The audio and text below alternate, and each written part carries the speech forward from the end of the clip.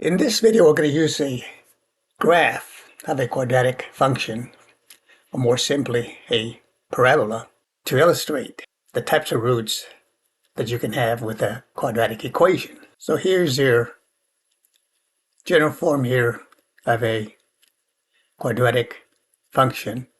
This is a parabola that opens up this way. If the coefficient of the x squared of the a is positive, it opens down.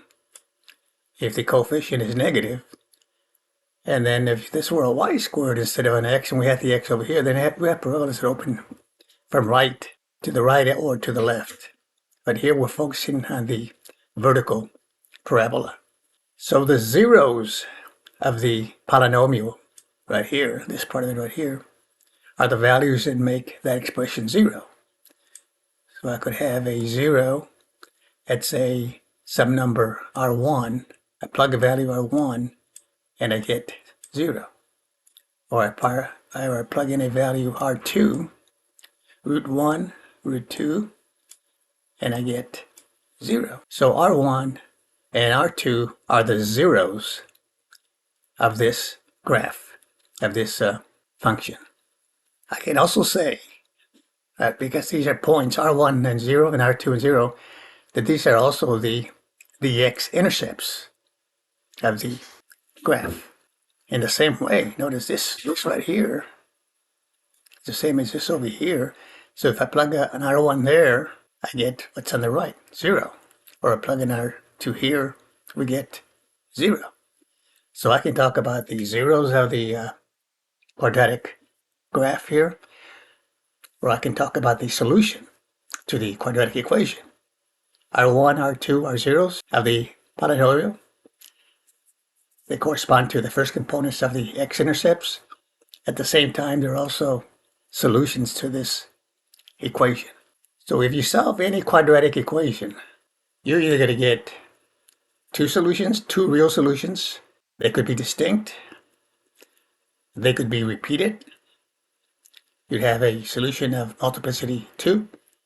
Or you could have no real solution, which would be, of course, imaginary solutions. So we want to relate what we know about the graph of a parabola to this type of thing over here. So let's go right here. This is the graph of the regular parabola.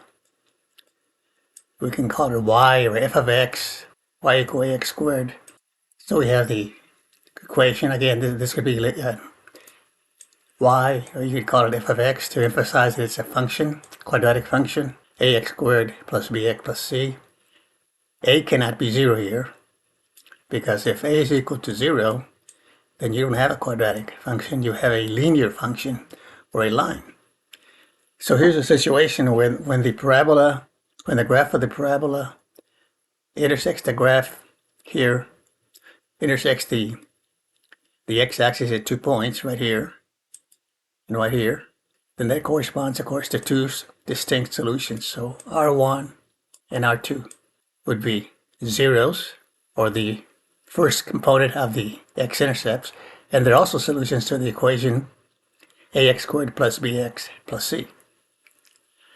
An example of that would be, say we look at the parabola y equal to x squared minus 9. That factors into x minus 3 and x plus 3. So the values that make the function 0 are 3 and negative 3. So negative 3 would be right here, positive 3 would be right here. So we can say then when the parabola crosses the x-axis at 2 points, we have two real solutions. So that's one of the scenarios that you can have. So that's what it looks like, two distinct solutions. Now if you have a graph that looks like this, again a parabola that opens up, and this one touches the graph at this point right here. Only 1 point. That equation, quadratic equation, so this is a parabola, the quadratic function, has 1 point of intersection right there, that's the x-intercept. And this would correspond to something like this. If you have, say, y is equal to x minus 2, quantity squared.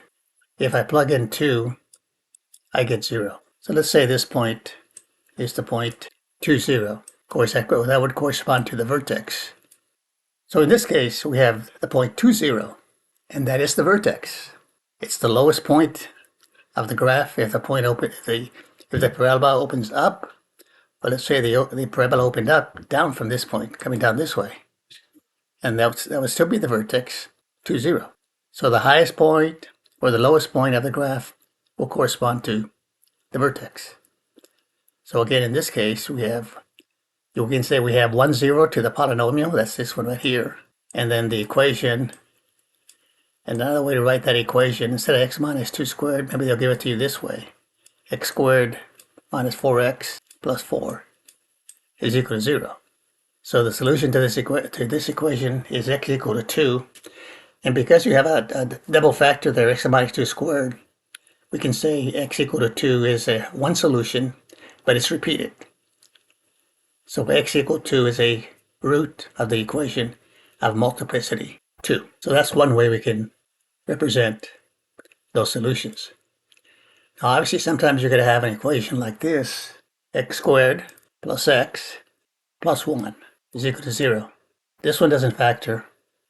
And if you try to solve it using the quadratic formula, the radicand, or I should say the discriminant, that's what's under the radical of the part of the formula that has the square root, is negative. So it has no real solution. So the graph actually goes like this. It passes through the point 0, 1, notice, because at the same time, that's the equation. That's the quadratic equation. And if I put that equal to y equal to this, and graph it, I would get something like this. The only time you're going to have a real solution is if the graph crosses the real axis. That would be the x-axis. There's no intersection. So if the graph stays strictly above the x-axis or strictly below, there's no points of intersection with the x-axis. So there's no x-intercepts, there's no zeros, so it has no real solution.